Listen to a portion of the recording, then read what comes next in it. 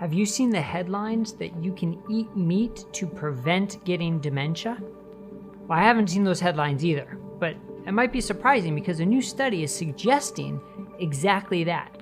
In a new study, they found that the people who ate more meat had less risk of developing dementia. So why aren't we seeing the headlines, and can we really interpret this study in this way? I'm Dr. Brett Scher, the medical director at DietDoctor.com, and I love studies like this as much as I hate them. And that sounds like a strange statement, but let me clarify.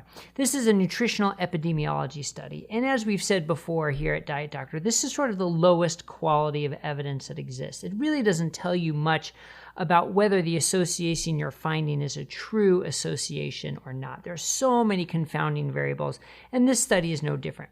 But what this study does show is the opposite of what is believed to be true in traditional medicine. And that's probably why it's not getting big headlines, because it's opposite against the traditional belief or the common narrative. So that's why I think it's worth exploring.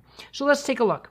This is an analysis of the UK Biobank study. So this was, one of these enormous studies of over 500,000 people.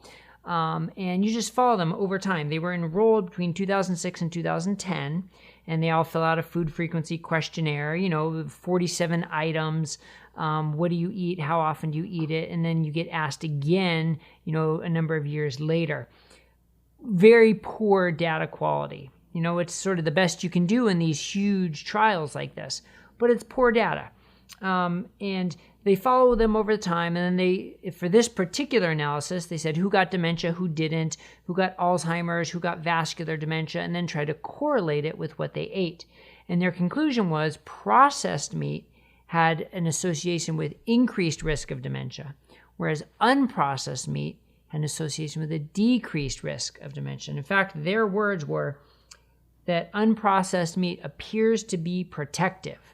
I think that's a bit of a stretch based on this epidemiology, low quality studies, but that was sort of their interpretation. But there was a definite association. But let's unpack this a little bit more. So first, let's talk about the baseline characteristics, right? This is the most important place to start, and where you frequently see these huge differences or significant differences in these nutritional epidemiology studies. And what they found was those people who ended up getting dementia were older, they were a lower socioeconomic class, they were less educated, they were more likely to smoke, they were less physically active, and they were more likely to have a family history of dementia. So kind of no surprises there, right? We would expect that to be the case, and many studies have shown that to be the case. And many studies have shown that to be the case, that those characteristics correlate with processed meat consumption as well, right? So that's also not a surprise, and that's what sets up this healthy user bias problem. Or unhealthy user bias, depending on where you look at it. You can try to control for smoking, you can try to control for physical activity, but there's no way you can control for just how healthy people are and how they live their lives. You can't. It's impossible to control for that.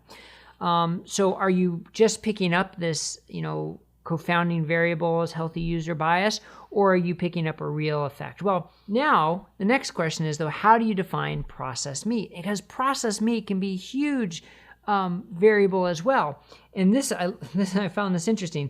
Bacon, ham, it was in the UK, so meat pie is also in there, and chicken nuggets.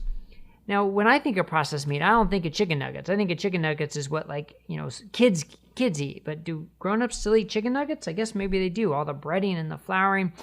So what that shows is processed meat is far more than just the processed meat, right? It's whatever comes in it. It's the fillers, it's the sugar, it's the soy, it's the breading, it's all this other stuff that comes with the processed meat. So that's also an important consideration, that not all processed meat is the same, right? There are definitely versions of much cleaner processed meat that has few, if any, additives in it. So again, a big variable. So there was an association between eating the processed meats and a higher risk of dementia.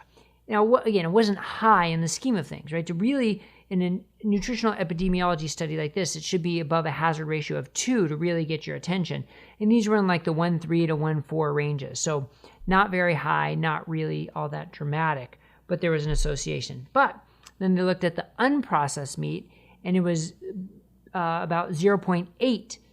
So a 20% reduction. Again, not a dramatic difference in this type of study, but It is the opposite of what people think. So one of the ways these nutritional epidemiology studies can be really helpful is that if you have to overcome the healthy user bias or unhealthy user bias, you already have to overcome that, and you show us association to a benefit.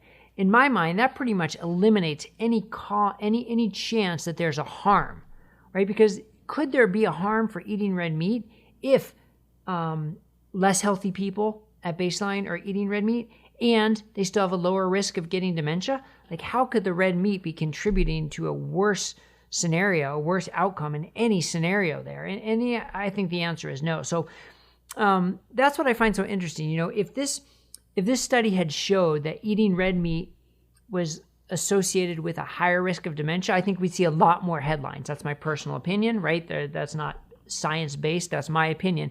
But I think we'd see a lot more headlines about red meat causes dementia. Instead, we're seeing processed meat causes dementia. We're not seeing red meat prevents dementia, because that would be an equally poor and inaccurate conclusion, but equal to the processed meat causes dementia. They're the same conclusion, the same strength of conclusion, both of which are very, very weak. So anyway, hopefully I'm not rambling too much, but I wanted to use this, and I don't want to go into more specifics of this study. It's a very poor quality study that can help maybe generate some hypothesis, but not any real conclusions. But it does point out the weakness of this type of study.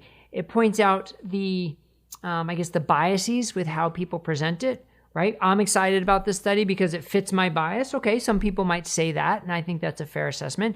Just like some people are ignoring this study because it doesn't fit their bias. Both are sort of, equal statements. So be cautious about these nutritional epidemiology studies. Be cautious about interpreting them, whether you believe the results are true or not based on your biases.